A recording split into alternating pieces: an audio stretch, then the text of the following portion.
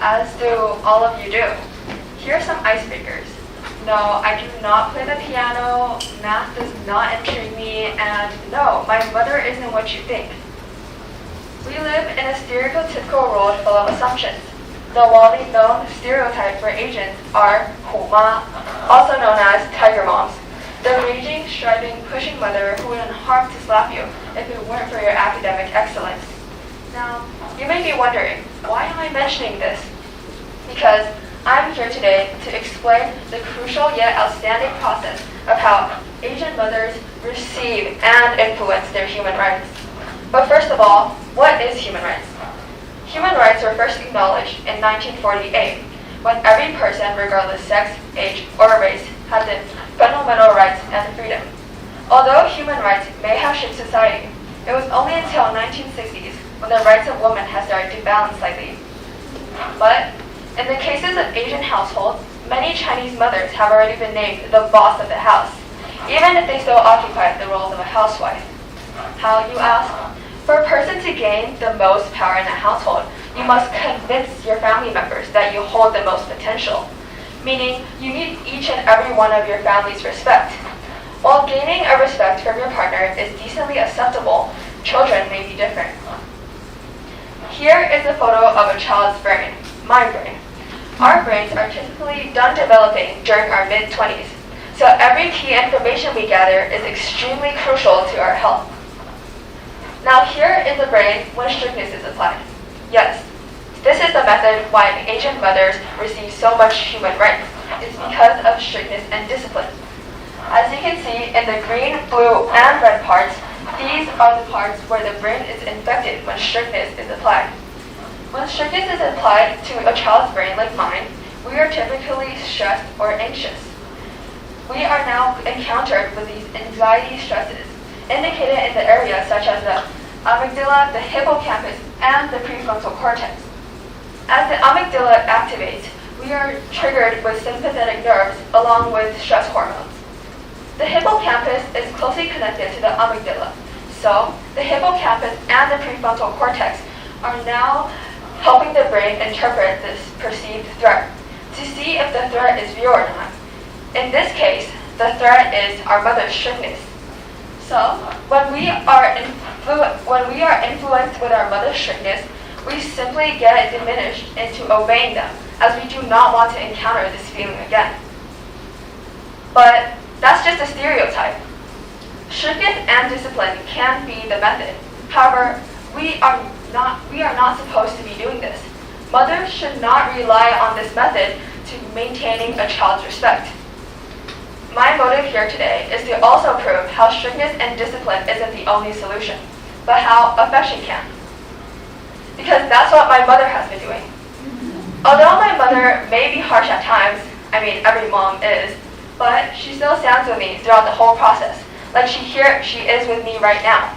We come from Taipei, and right now we're in Tainan. It's been a 2-hour train ride, so just see how long she comes with me.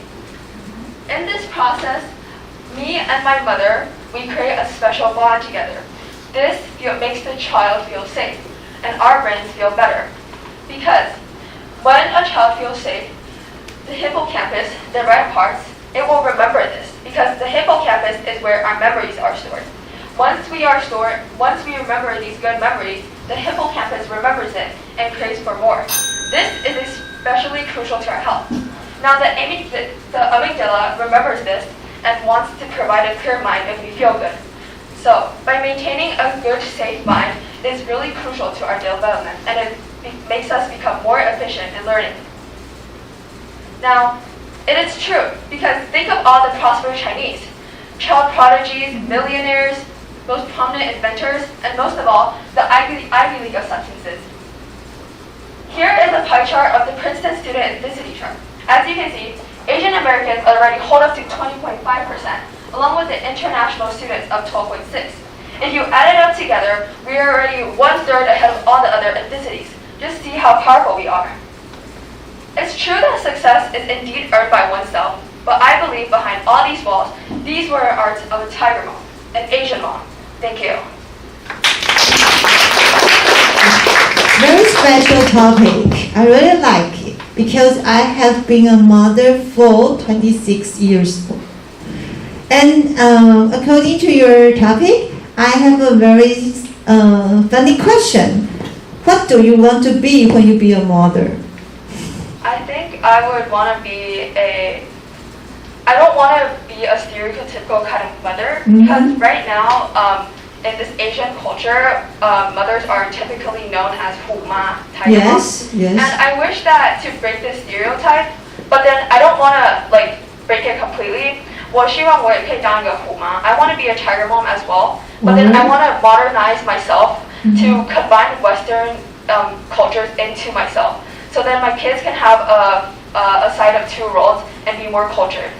So maybe I would like demand them to have straight A's, good grades, but I'll also be able to let them live their life, not to like, I don't want them to be stuck in a room playing piano or doing math every single day, because that's not what my mother has been doing.